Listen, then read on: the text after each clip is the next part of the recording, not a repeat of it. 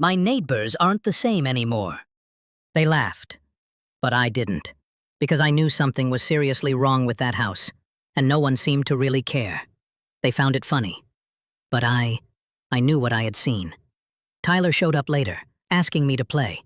It would help distract me, or maybe even get me some answers.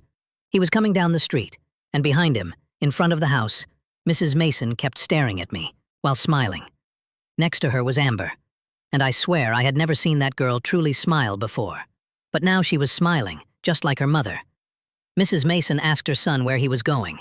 She spoke so calmly, so serenely, it gave me more chills than if she had screamed.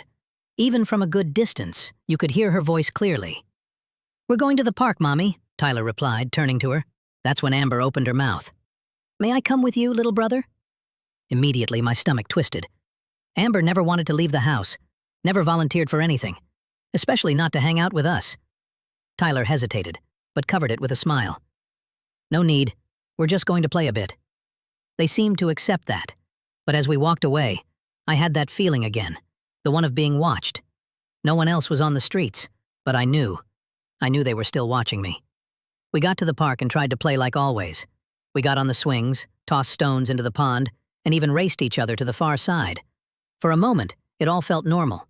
Tyler was the same as always, laughing at the silliest things, making up stories about invisible monsters in the park, and talking about the cartoon he had watched last night.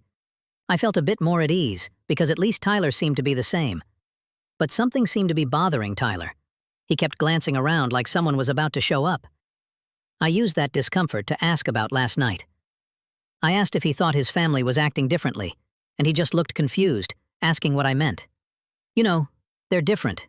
Way nicer and happier," I said, explaining the weirdness. I made sure to mention their smiles, those strange smiles, but he played dumb and said, maybe they're just trying to be a better family, which would be a strange thing to do overnight, so suddenly and abruptly. I mentioned what had happened the night before, Tyler's mom leaving late at night, the loud noise, the screams. I told him everything. Tyler just looked at me with a confused face. He said my dreams were always pretty weird anyway. That was the worst part. Not even my best friend believed me. Maybe it was a nightmare, but I'm sure it wasn't. Suddenly, everything went cold, and I got chills down my spine. I didn't know who or why, but I felt watched again.